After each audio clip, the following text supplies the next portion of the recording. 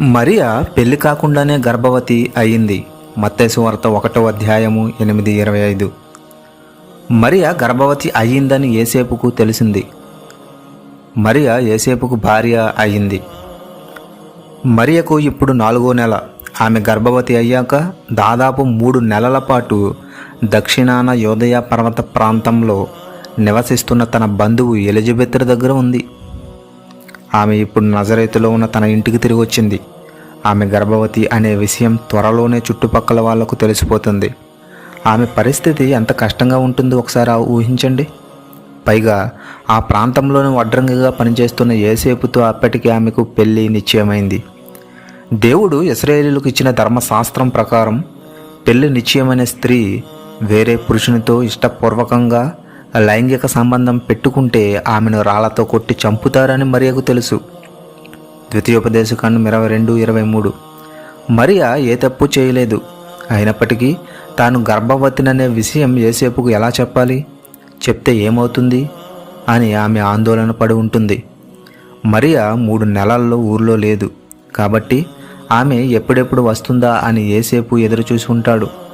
వాళ్ళు కలుసుకున్నప్పుడు మరియ తన పరిస్థితి గురించి యేసేపుకు చెప్పి ఉంటుంది. దేవుని పవిత్ర శక్తి వల్ల తాను గర్భవతిని అయ్యానని వివరించడానికి ఆమె ఎంతో ప్రయత్నించి ఉంటుంది. అయినప్పటికీ ఆమె మాటల్ని అర్థం చేసుకోవడం, నమ్మడం యేసేపుకు చాలా కష్టమై ఉంటుంది. మరియ మంచి అమ్మాయని, ఆమెకి నలుగురిలో మంచి పేరు ఉందని యేసేపుకు తెలుసు. పైగా ఆమె అంటే అతనికి చాలా ఇష్టం. అయినప్పటికీ మరియ ఎంత చెప్పినా ఆమె వేరే పురుషుని వల్లే గర్భవతి అయి ఉంటుందని యేసేపు అనుకున్నాడు.